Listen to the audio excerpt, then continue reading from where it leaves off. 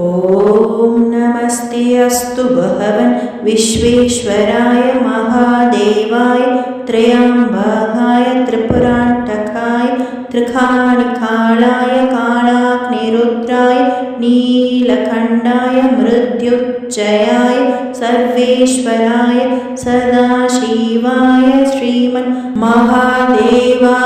नमः।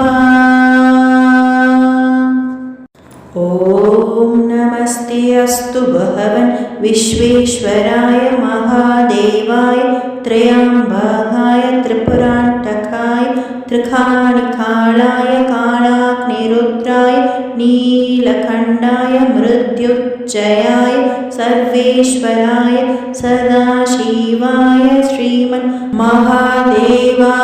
नमः। ॐ नमस्ते अस्तु भगवन् विश्वेश्वराय महादेवाय त्रयम्बकाय त्रिपुरान्तकाय त्रिकालाय कालाग्निरुद्राय नीलकण्ठाय मृत्युञ्जयाय सर्वेश्वराय सदाशिवाय श्रीमन्महादेवाय नमः। ॐ नमस्ते अस्तु भगवन् विश्वेश्वराय महादेवाय त्रयम्बकाय त्रिपुरान्तकाय त्रिकालाय कालाग्निरुद्राय नीलकण्ठाय मृत्युञ्जयाय सर्वेश्वराय सदाशिवाय श्रीमन्महादेवाय नमः।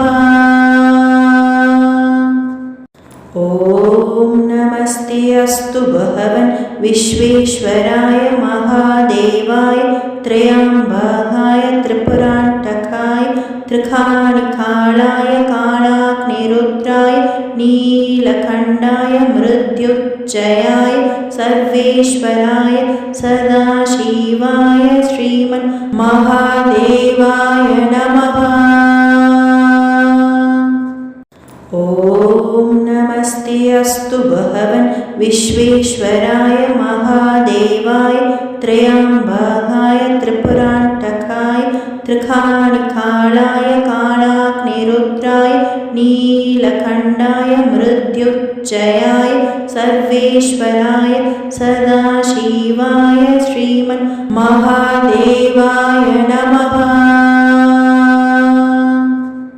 ॐ नमस्ते अस्तु भगवन् विश्वेश्वराय महादेवाय त्रयम्बकाय त्रिपुरान्तकाय त्रिकालाय कालाग्निरुद्राय नीलकण्ठाय मृत्युञ्जयाय सर्वेश्वराय सदाशिवाय श्रीमन्महादेवाय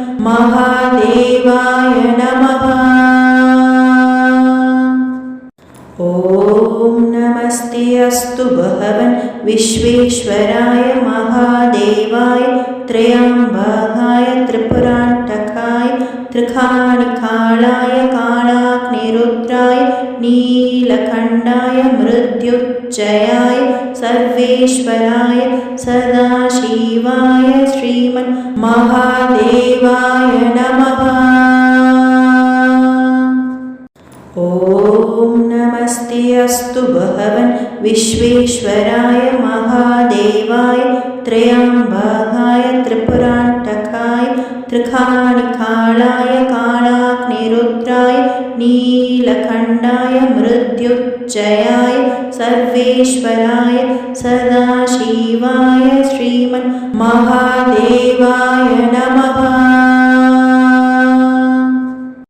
ॐ नमस्ते अस्तु भगवन् विश्वेश्वराय महादेवाय त्रयम्बकाय त्रिपुरान्तकाय त्रिकालाय कालाग्निरुद्राय नीलकण्ठाय मृत्युञ्जयाय सर्वेश्वराय सदाशिवाय श्रीमन्महादेवाय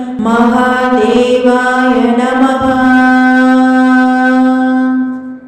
ॐ नमस्ते अस्तु भगवन् विश्वेश्वराय महादेवाय त्रयम्बकाय त्रिपुरान्तकाय त्रिकालाय कालाग्निरुद्राय നീലകണ്ഠായ മൃത്യുഞ്ജയായ സർവേശ്വരായ സദാശിവായ ശ്രീമൻ മഹാദേവായ നമഃ.